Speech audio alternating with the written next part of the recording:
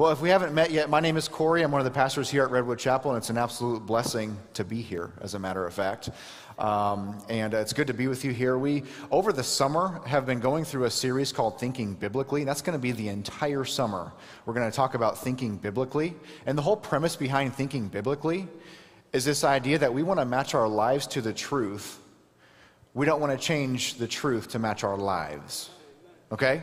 So it's this idea of taking what the truth is, and we talked the very first week of the summer, we talked about why we can trust the Bible. There's a lot more resources out there. If you have questions about whether you can trust the Bible or not, that's another conversation that I would love to have with you, or any other pastoral staff would love to have with you. But if the Bible is true, then let's change our lives to match the truth. Can we agree on that? If it's true, can we change our lives to match the truth instead of changing the truth to match our lives? Can we at least start there today? Can we do that? All right, and so this whole summer we've been kind of starting there, and then we've been going through a series on stewardship while thinking biblically. We've been talking about stewardship, and it's this idea of stewarding what God has given us. You guys are still here. Praise God. You guys haven't left. No, just, but when we are confronted with the truth, right, we want our lives to change, right, with the truth. And so talking about biblical stewardship is not always easy. We talked about it's not just finances. It's so many other things. It's stewarding our hearts, our time, our talent, our treasures, our temple, as we talked about last week. And this week we're going to talk about our testimony. But here's the thing about stewardship, okay? Stewardship is not just a Christian thing. Stewardship is a people thing. It's an all of mankind thing. Now follow my thinking here. If God created us, if he did, right? Let's just assume he did. If he created all of us, and the Bible teaches that, then we all belong to him. In fact, Psalm 24 says the whole earth is the Lord's and everything in it, and like all who dwell in it. We're all God's, okay? If we all belong to God, that means we are stewards, we're not owners. We're stewards of what belongs to God. We're not owners. We just steward what he has given us, okay? And so that's a premise there. All we have belongs to God. It all does belong to God. That's what Psalm 24 teaches us, okay? But biblical stewardship is this. We have a definition of biblical stewardship. I think we've got one up here on the screen that we can turn to. I think we do. In a couple of slides, we'll have a definition of biblical stewardship. But basically, it's managing our God-given resources, using our God-given talents for God-ordained results. There we go, right there. Yep, biblical stewardship is the managing of our God-given resources, using our God-given abilities to achieve God-ordained results. What that's saying is it's actually about God. We get to be a part of this, though, right? We get to be a part of what God is doing. It all belongs to God, but we get to be a part of what God is doing. Okay? In Matthew 25, he highlights, hey, this is not just a Christian thing, it's an everybody thing. In Matthew 25, Jesus gives this example. He gives this story of stewardship, or the story of managing, and it's the story of the parable of the talents. Okay, in this story in Matthew 25, I'm just going to briefly highlight this story, but I think it's a great story that highlights this idea of stewardship and how it's not just a Christian thing, it's an everybody thing if everything belongs to God, right? Well, in this story that Jesus told in Matthew 25, he gives, there are three people, okay? So the master, or this guy, is a master, and he's going to leave. He's going to go to a far away, distant trip. But as he goes, he leaves his belongings with three separate people. To one of his servants, he gives 5 talents. Now, talents is a monetary measurement, and if we were to put that in today's terms, it's about 20 years worth of salary is 1 talent. Okay? 20 years worth of wages is 1 talent. Well, he left 5 talents with one of his servants. He left 2 talents with another servant, and he left 1 talent with another servant. And as he leaves, these servants immediately start doing things. So the person with 5 talents starts investing it, starts trading it, and so he starts making, and in fact, he made 5 more talents on top of the talents that he was given. Great. The servant with 2 talents did the same thing. The servant with 2 talents starts investing, trading, and with 2 talents, he turned it into 2 more talents. Awesome. Well, the servant with 1 talent actually didn't trust the master, did he? And those of you that have read the story in Matthew 25, the servant with 1 talent didn't actually trust the master. In fact, he thought that the master himself, he plants seeds, or he reaps where he doesn't sow seeds. He gathers where he didn't, plant things, and he just didn't trust the master. So what the person with 1 talent did is he went ahead and buried the talent. Okay, well, the master comes back after being gone for a long time. The master comes back, and he first goes to the person that he gave 5 talents to. The person with 5 talents says, look, master, I've given 5 more talents. And the master said, man, well done, good and faithful servant. Like, enter to the joy of your master, right? The person with 2 talents, same thing. Look, I had 2 talents, and I turned it into 2 more talents. Master says, well done, good and faithful servant. Enter into the joy of your master. Well, the servant with 1 talent that just got buried said, master, I knew you were a hard master, that you reap where you didn't sow, and you gather where you didn't plant, and so I just went ahead and buried it. Here's your talent back that you gave me. The master says, calls him out, you wicked, slothful servant. You thought I was a hard master. You thought I did all these things. Why didn't you at least go put it in a savings account so that when I got back, I would have some interest for what I had given you? And he gives that person's talent to the one who had 10 talents now, and he says, cast that one servant, that wicked servant out, where there will be weeping and gnashing of teeth. What an interesting story. Okay? What's the point of all this? It's a story that Jesus told. The point of all this is whether you trust your master or not, you're still going to give an account for what he's given you. Whether you trust God or not, whether you believe it belongs to God or not, whether you believe God is real or not, whether you believe God is a good God who loves you, is kind, or you think he's a harsh, judgmental, whatever you think God is, regardless of what you think about God, you're going to give an account for what he's given you. This is not a Christian thing. This is a people thing. Whether you trust God and you use what he's given you, or you don't trust God, and therefore, of course, you're not going to use it for God because you don't trust him. We're all going to give an account for how we steward what God has given us. And so it is all about God, but guess what? It's also about us, isn't it? It's about investing. So the mindset of a steward is an investor. The mindset of a steward is not a spender. It's not an owner. It's an investor.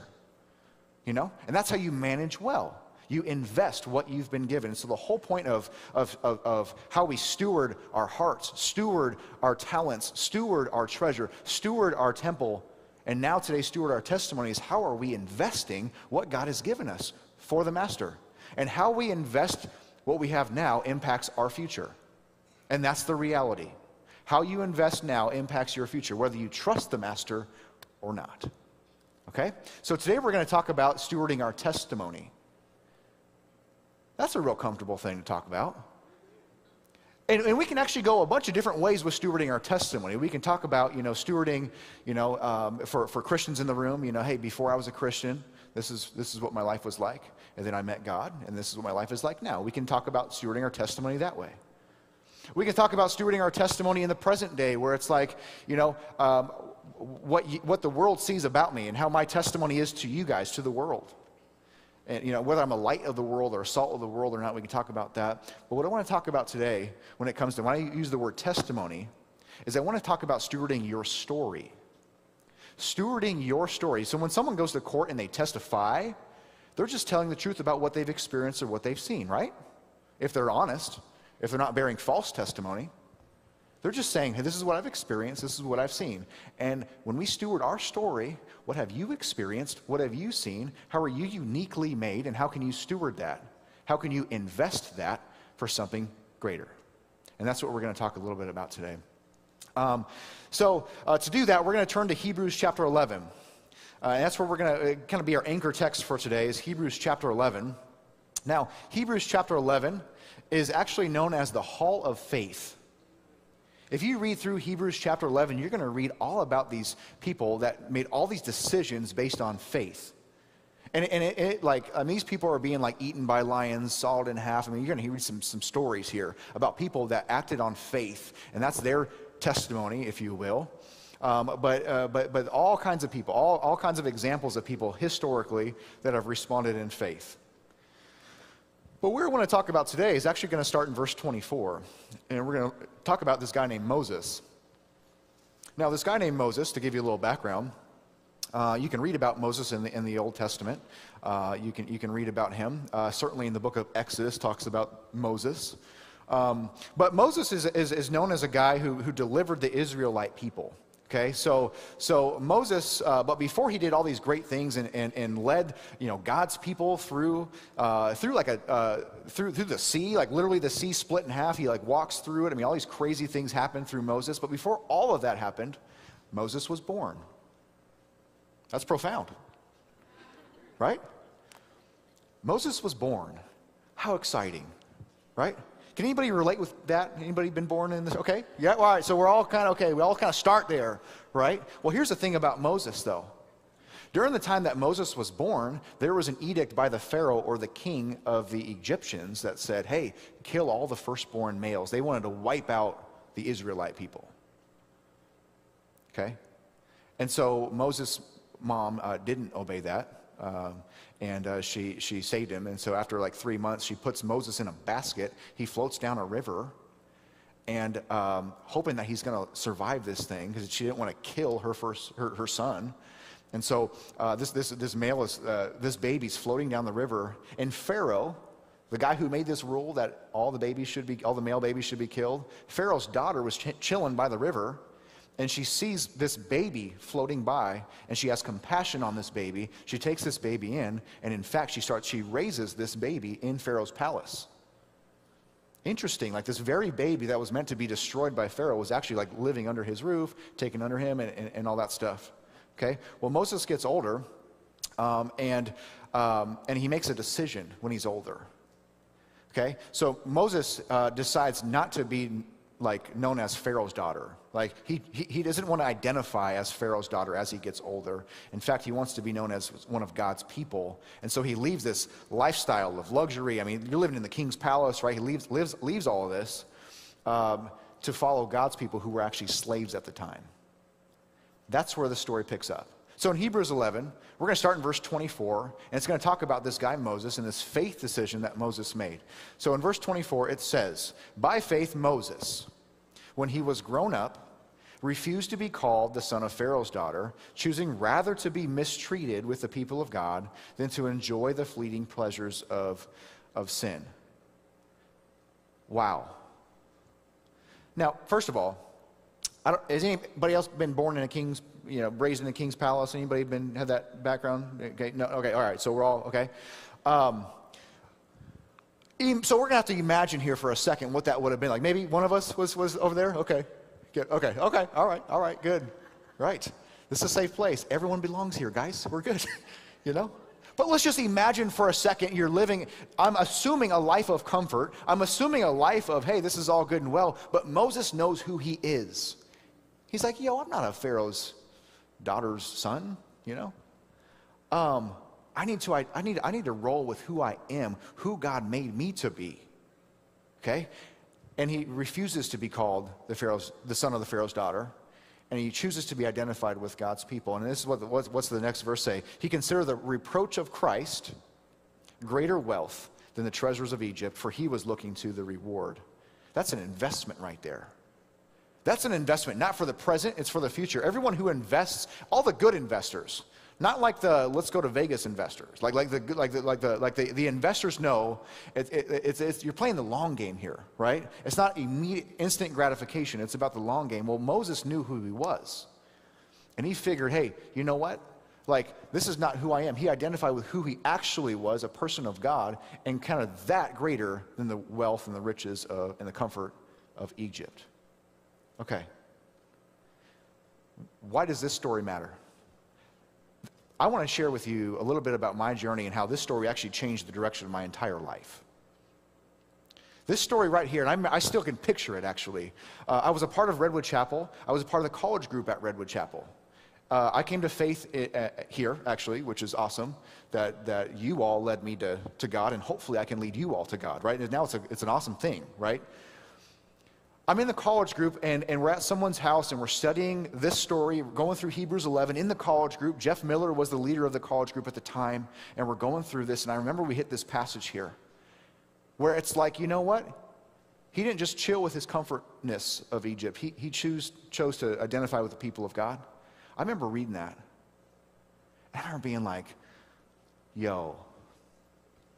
Anybody? Okay, sorry. Maybe someone can translate what I'm saying here, but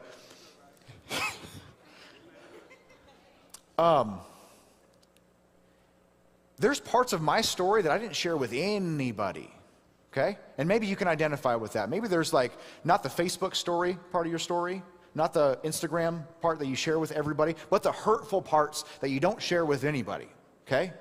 And I remember sitting here thinking in this room, man, I'm sitting in this little Bible study, we're going through this, and I'm like, man, all these guys like me. This is so great. If I share this hurtful stuff inside of me, there's not one of them is going to like me. And I knew that. Like I in my mind, that's why I was convinced of it. If I share the dark side of my story, like you all like me and love me because you don't know me. But once you know me, it's like, no, like this is not going to happen, right? And that's what we all can think, and maybe it's just me, I don't know, but I'm just saying, we tell ourselves all these things to keep us from bringing dark side of our life to the light.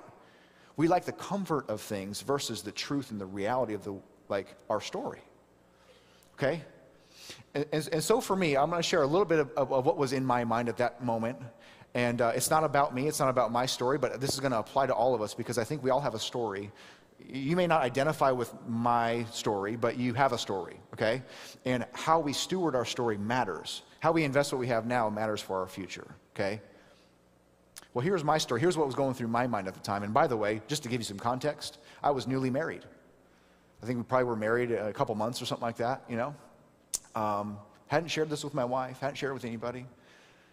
But when I read about Moses and his faith decision to leave the comfort and to like fill his calling, right, I was thinking about this story, okay? So when I was 5 years old, and this is, you know, hey, like, great, we're all family, wonderful. Nothing like sharing your deepest, darkest with, you know, a few hundred of your favorite people. When I was 5 years old, I was exposed to pornography. A neighbor of mine had that. So the neighbor and I used to act that stuff out with each other. He was a male, I was a male. And we used to act that out, okay? That was very shameful. And I didn't know exactly what I was being exposed to at age 5. I just knew I definitely couldn't tell nobody, okay? You knew that deal. I began acting out with this neighbor of mine and other friends of mine as well. They were males, I was a male. I began showing all the signs of sexual abuse. Now, what I'm saying today might be triggering to some of you, and I understand, I totally get that. This is just my story, and this can be triggering. I understand that. But I started showing all the signs of sexual abuse at a young age. So much so at the point, and my parents were divorced, so much so at the point they actually sent me to a psychiatric place for like a month. I was in the psychiatric ward being assessed, you know. I used to see shadows at nighttime, and so they were testing me for schizophrenia and things like that. And as I'm being assessed at this place, they found out I didn't have schizophrenia, but they're like, he's probably for sure been sexually abused. You know, all the signs. I didn't want to be touched, didn't want to really be hugged, didn't want to, you know, like I'm not a touchy-feely, I'm still today not a very touchy-feely person, and I think it maybe have stemmed from this, right? But I had all the signs of this stuff, and of course my parents are divorced, and of course my parents are both thinking it's the other parent's fault. You know, what are you doing? What are you exposing? Or what are you? And it was none of that. I just couldn't be honest about it. I didn't want to be honest about it, okay? Well, like, I didn't share that with anybody. That's a painful part of my story that was challenging to just be honest with. And I would pray as a kid. I would pray. And I didn't even follow Jesus, but I would pray, please take this away from me. Please remove the memory from my mind. Please take all this effects of it, take it away from me. And maybe you've done the same thing. Maybe whatever trauma or whatever thing that you've gone through, the dark side that we're talking about here, you've probably prayed that God would take that away as well, whether it be the desire, whether it be the memory.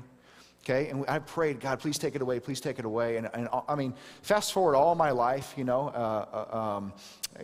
I got addicted to pornography and all that kind of stuff. And I could even share that I shared that with my girlfriend at the time. Hey, I had that problem, but this deep, dark stuff, like the dark stuff, the stuff that was most painful, I just didn't feel comfortable sharing with anybody, okay?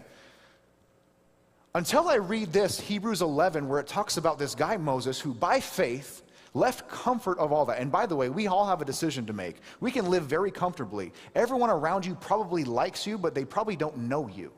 okay? And you can keep it really, really comfortable, really, really low-key, never felt fully loved by anybody. You might have a hard time even receiving compliments from people because you know, you're like, oh, thanks, yeah, I appreciate you, but if you knew me, you wouldn't be saying some stuff like that, right? And so we can be very comfortable with our testimony. We can be very comfortable with our story, and you may not have the same story as me, but you have a story, okay? And if we just bury it because we don't trust the Father or we don't trust the Master, we're going to be missing out on what he can do with it. Because here's the thing, guys. Christians believe this. Christians believe God is not just a God who heals. God is a God who redeems. If that's true, and listen, I don't think God doesn't approve of all of our decisions. Clearly not, right? He does not approve of everything. We don't need to like pretend he does. We don't need to change the truth to match our lives. No, we actually don't need to do that. We can actually be okay saying, yeah, what I did was wrong. That's okay to say that. It's okay to say that if you believe that God's a redeeming God who can not just get you through it, but he can redeem it. And so I'm sitting here reading Hebrews chapter 11 about a guy named Moses who left his comfort, and it's very comfortable not sharing your dark stuff. I was in the middle of the Bible study. I couldn't sit down. I had to literally stand up. I grabbed Brian Matangelo, a good friend of mine who was also in that group, and I said, Brian, come outside with me. I shared with Brian. I said, this is Brian. This is what I've experienced. And I shared with him. After the study, I shared with Jeff Miller immediately. And I knew I needed to share with my new wife, who for sure was going to divorce me. I was thinking, like all these fears, and we have these fears. If we're led by fear, we're not living to our potential. I promise you that. If you're led by fear, you are not living to you're not investing the way you could be, okay? And so I remember just sharing with my wife. I remember, I still can picture it as we're like laying down. I was just sharing with her like, hey, I just want to share this with you.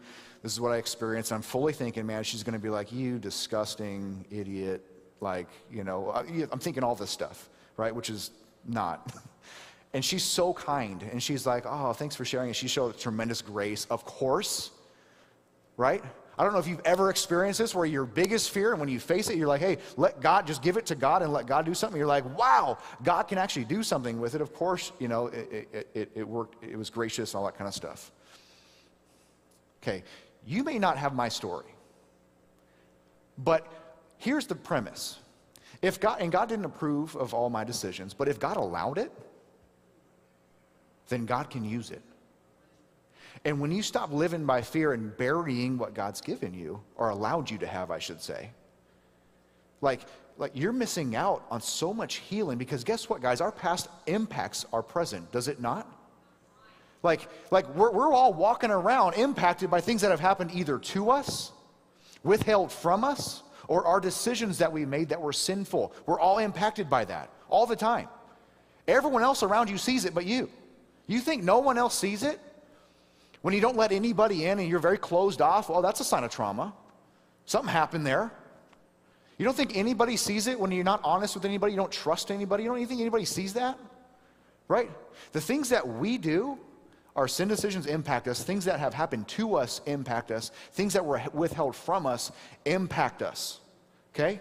And so instead of just pretending it doesn't happen and hope no one else sees it and thinks you're comfortable, start investing that for the kingdom. And I tell you what, and this is not just past stuff, this is present stuff. I mean, remember the Apostle Paul talking about he boasts in his weaknesses, because in his weakness, God's strength is made perfect. You know what the best testimony is in the world? That I'm a sinner saved by grace.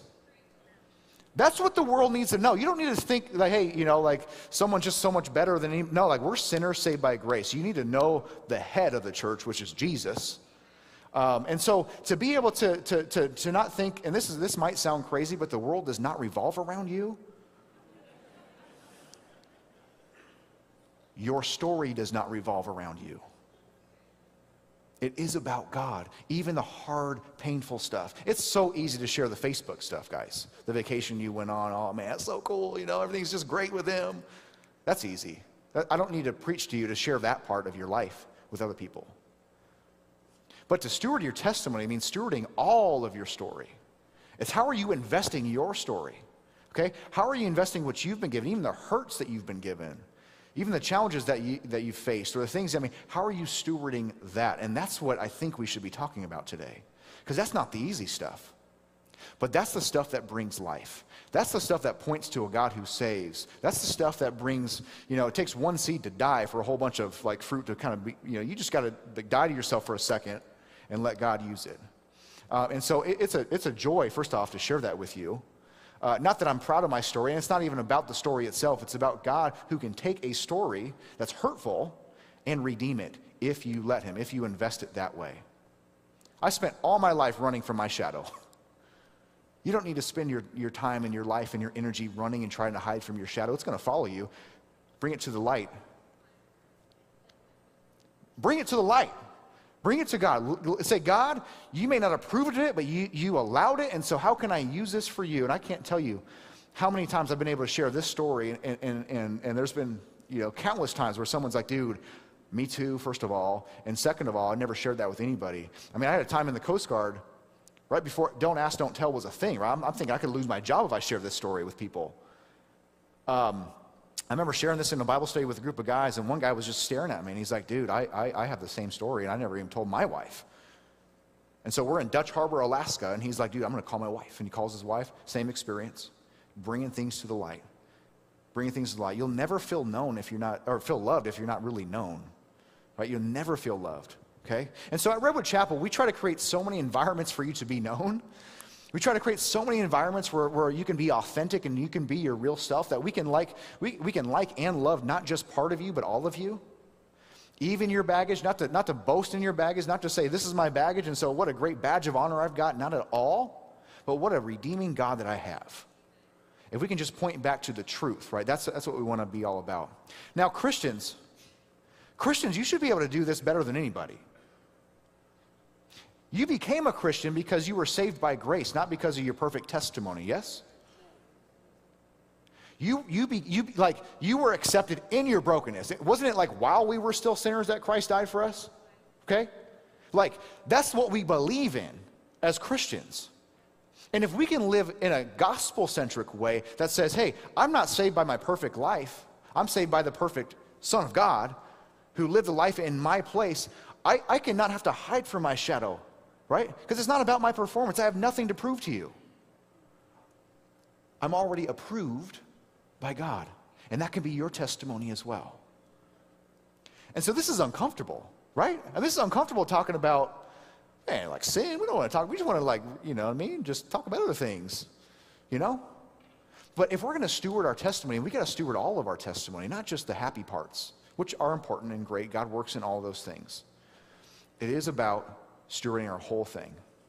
And as a child of God, not a son of Pharaoh's daughter, as a child of God, if that's your identity, you more than anybody else have the freedom to do that, because you're not defined by what you do. You're defined by what he did.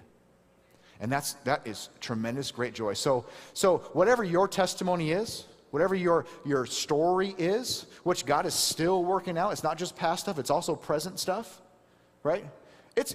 Paul boasted in his weaknesses. I had a chance just last week to do this. I pulled a muscle in my back about a week or so ago, right? And someone asked me, I was meeting with someone for coffee, and they're like, hey, how are you doing? And I said, first of all, thank you for asking me how I'm doing. Spirit feels good, but my body is, I pulled a muscle in my back, it hurts, This, okay, might sound dumb, but the person says, dude, well, I was just in this bike accident 6 weeks ago, broke a bunch of ribs and all that kind of stuff. In fact, I just got a text message today that somebody has this other injury, and actually she's probably going to be paralyzed for the rest of her life. Could we actually pray for this girl who lives across the country? And can we pray for her right now? Yes. And so we prayed right at that moment. We prayed for Tracy is her name. We prayed for Tracy. And guess what? I followed up with the person the next day. Hey, how's Tracy doing? Hey, Tracy's surgery went great. In fact, it looks like she's going to walk again. Doesn't God redeem? Listen, I pulled a muscle in my back, right? That's a small, simple, dumb thing. But as we bring all parts of us to light and not just say, I'm fine, thanks for asking. Actually, I'm in pain. Something as small as bringing all parts of our story to light, God can use, and, Tracy's probably going to walk, because of him. It's not because of my prayer, it's because of the one I pray to. Right? Isn't that amazing? So how can we steward our story? How can we steward our testimony? It's by bringing parts of the life, all of it, to the light. All right? And it doesn't mean you come up here and share with everybody. That's maybe not time and place for that. But do you have somebody to share with? Do you have somebody who knows you? All of you?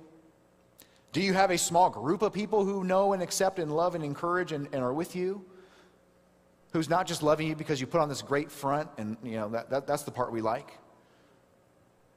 Why don't you let them love you? Why don't you let a group of people actually love you? Why don't you invest your story for a greater good? And all testimonies, listen, if you haven't found Jesus yet, your story's not over. If you haven't found Jesus yet. If you have a pulse, you have a purpose. And so if you haven't saw how your story brings you back to God, if you don't know why you're here today, you haven't put the pieces together yet, God can use this. God brought you here today. Why is God having you listen to this story about, someone's story? God uses you specifically, and every testimony, every road, right? If you're going to invest it well, it leads back to God. If I'm going to invest my story well, it's going to be sharing that, hey, I'm a sinner saved by grace. I'm just a beggar who found bread. Let's come to the one who feeds us. Let's come to the one who has grace and compassion on us. The one who may not have approved of everything that happened to us, but allowed it for a reason. The God who comforts us so we can comfort others. The God who allows all this brokenness and takes it and what the enemy would want to use to destroy us, God can use to redeem and turn around and do some amazing things. And I want you to experience that so bad. I want you to experience the joy of being open and honest and investing your story, and investing your testimony for something that's going to help other people find the one who the story is actually about. It's about God. Well, and I can't end this message yet. We could just end and pray right there. I can't end it yet. Without first saying, listen, if you don't have faith in Jesus, if you haven't found him yet, if you don't trust the Master yet, I don't want you to walk away thinking man, great, awesome, because everyone has a story, I want you to know how to be a child of God. Because it all starts from that. If you are a child of God, you have the freedom to walk. You should be the freest person ever because you don't have anything to prove. If you are a child of God. If you are a child of God whom God does not condemn, you've got so much freedom. And I can't leave this message without sharing with you how to become a child of God so you can walk in freedom. I want that so badly for you. And so I'm just going to turn to John chapter 1 very briefly. John chapter 1 gives us a really, really good way to become a child of God.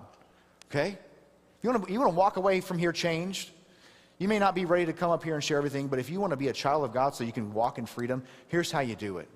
Okay? In John chapter 1, verses 10 through 12, it says, he was in the world. That's Jesus. Jesus was in the world, and the world was made through him, yet the world did not know him. He came to his own, and his own people did not receive him. Let's go to the next verse. But to all who did receive him, who believed in his name, he gave the right to become children of God. The world rejects Jesus, period. The world rejects truth, period. The world rejects anything that goes against your comfort or makes them money, they're going to reject it, period. If we're going to be open to the truth, we can't just reject the truth. If he's true, if he is God, if he's the one who created all of us, it's all about him. The world will reject that, but you don't have to. You can receive him, and how do you receive him? You believe in his name. You believe in his perfect life, not your own. That's how you become a child of God. You believe in what Jesus accomplished for you. Jesus was born a virgin birth. That's insane, right? And I wouldn't believe that if he didn't predict his own death, resurrection, and then pull it off. I wouldn't believe it.